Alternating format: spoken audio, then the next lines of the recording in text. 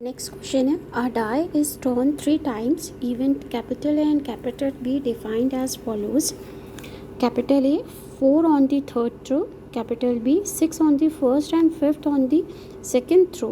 Find the probability of A given that B has already occurred. तो आपको क्या probability निकालनी है A/B की, कहाँ पर, इस वाले क्वेश्चन में। तो अगर आपका 4th ऑन 3rd रो तो इस टाइप का कुछ बनेगा। अच्छा, सैम्पल स्पेस में 216 आउटकम्स आएंगे। 216 कैसे? क्योंकि आपके डाई को 3 टाइम्स थ्रो किया गया है, तो एक डाई में कितने होते हैं?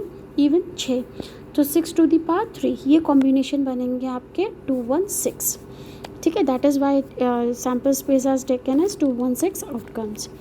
तो आपके बी जो होगा, जो भी वो होगा उसमें क्या है कि आपका फर्स्ट जो होगा वो 6 आना चाहिए और फिफ्थ आपका सेकंड थ्रो में आना चाहिए। तो आपकी जो पॉसिबिलिटीज़ होंगी वो ये आएंगी बी में। ए इंटरसेक्शन में खाली यही टर्म आएगा, तो बी की होगी, क्योंकि इवन कितने हो गए 1 2 3 4 5 6, तो 6/216, ये इसमें 1 ही तो 1/216 वैल्यू रख दी, आंसर आ गया। ठीक है, नेक्स्ट है आपका a die is thrown twice and the sum of the numbers appearing is observed to be 6. What is the conditional probability that the number 4 has appeared at least 1? Okay, let capital E be the event that the number 4 appears at least 1 and F the event that the sum of the numbers appearing is 6. ठीक है, ये 6 है, ये 4 है।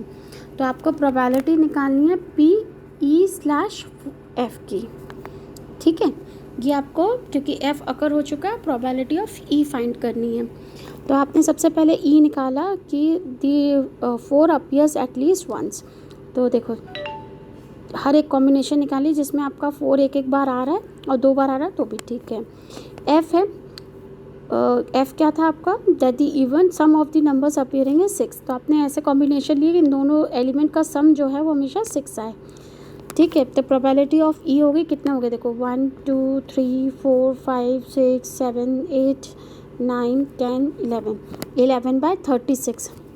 11/36 क्यों? Twice है, 2 बार किया है, तो इसकी हो जाएगी 6 की power 2, that is equal to 36। तो सैम्पल स्पेस 36 है, ये 11/6 हो गया, ये 5/6 हो गया, और इंटरसेक्शन निकाल लिया तो इंटरसेक्शन में 2 ही एलिमेंट आए, तो ये 2/36 हो गया, फॉर्मूले में रख दिया, आंसर मिल गया। ठीक है, नेक्स्ट क्वेश्चन देखते हैं हम। Consider the experiment of tossing a coin. If the coin shows head, toss it again, but if it shows tail then throw a die. Find the conditional probability of the event that the die shows a number greater than 4 given that there is at least 1 tail. तो अब फिर से आपको condition दे रखी है, इसका मतलब आपको कंडीशनल प्रोबेबिलिटी यूज़ करनी है। तो इसमें दे रखा है consider the experiment of a coin, है ना।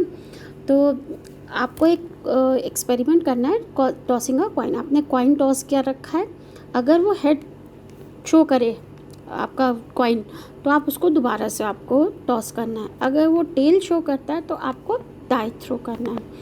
ठीक है, तो आपको इस तरीके से करना है। Condition probability of the event निकालना है, die shows a number greater than 4 given that there is at least 1 tail. तो देखो ये कंडीशन है, कॉइन है। ठीक है, जब आप कॉइन को उछाल रहे हो या तो आपका हेड आएगा या तो आपका टेल आएगा। ठीक है, अगर हेड आता है तो हम दोबारा से उछालते हैं, अगर हेड और हेड आता है और हेड और टेल आता है, ये कंडीशन हेड की रहेंगी कि हमें फिर से उछालना पड़ेगा, क्योंकि फर्स्ट आपका हेड आ रहा है। टेल आता है तो टेल उछालने पर पहला टेल डाइस में 1 आ सकता है, डाइस में 2 आ सकता है, 3 आ सकता है, 4 आ सकता है, 5 आ सकता है, 6 आ सकता है। तो 1 2 3 4 5 6 क्या है? These are the entries of die when we throw and first come is tail। तो जब कॉइन उछाल रहे हैं तो प्रोबेबिलिटी 1/2 हो गई हेड और टेल की। अगर हेड और टेल में ये आपका हेड और टेल आता है तो देखो कितने इवेंट हो गए 1 2 3 4, तो 1/4।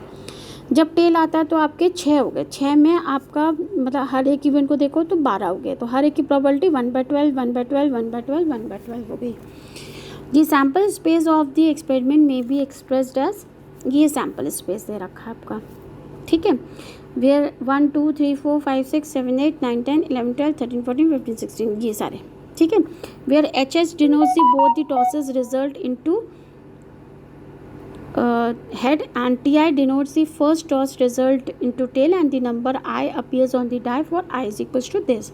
ये मैंने आपको ऊपर बता ही दिया है, ठीक है. Thus the probabilities assigned to the 8 elementary events ये रहे, ठीक है.